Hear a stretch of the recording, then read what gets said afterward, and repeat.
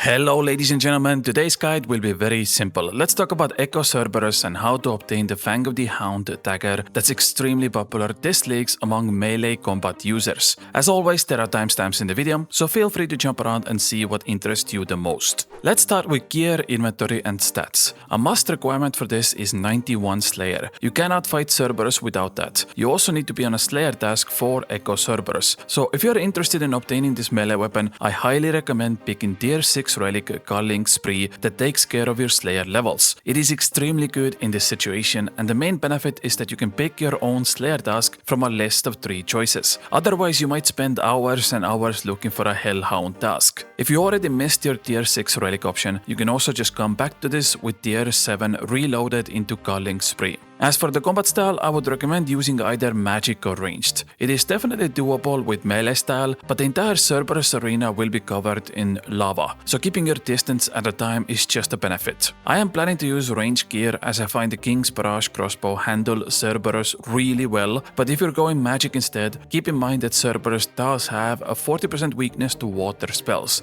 That includes Echo Cerberus as well. So if you go into the water demonic skill tree direction, you can heal off water spells, which makes this fight much easier. As for my inventory, I use Dark Crabs since I already picked Wilderness as my first region, but you can take whatever best food and potions you have available to you. If you also have the Evil Eye relic, you can teleport straight into Cerberus' lair and don't have to do the long walk. Before you get access to Echo Cerberus, you do need to kill up to 50 normal Cerberus for the Ascarnia Echo token. There is a chance you might get this drop sooner, but at 50 KC you are guaranteed to get this token no matter what. Okay, let's talk about the fight itself now. First of all, I have marked the yellow tile on the ground. This is the spot you always want to start the fight if you're using magic or ranged. Drink your potions, turn on protect from magic and offensive prayers, and start attacking. Echo Cerberus always starts with magic attacks. After it has hit 3 times, the 4th attack will spawn 2 rows of lava on the ground. The indicator for this is Cerberus yelling out grrrr.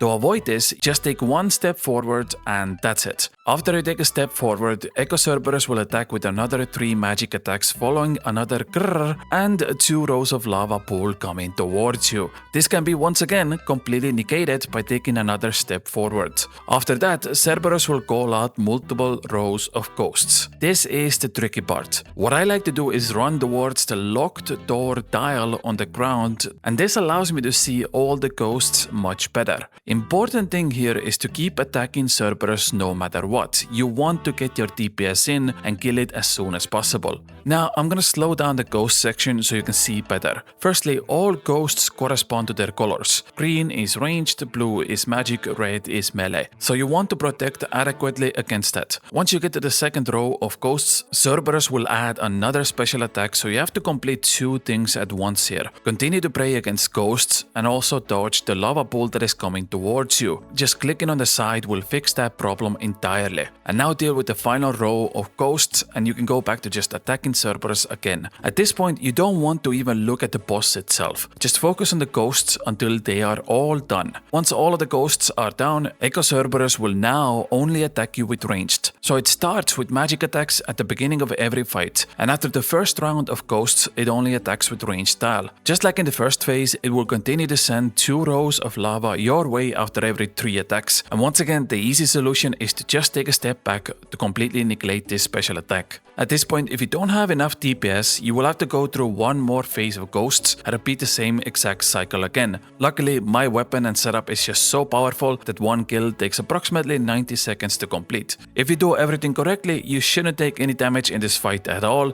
and this is the entire boss fight. Once you kill it, just go back to the yellow tile and repeat the process again. Let's briefly also talk about the unique drop. The Fang of the Hound is a 1 in a 25 drop rate specific to demonic pact leagues, and a lot of melee users are going with this weapon because it utilizes the Fire Demonic Pact skill tree section. Unfortunately, I am still very much enjoying my range build, so I haven't fully managed to test it out yet. But from what I've seen from other players, it has some insane damage once the build comes online.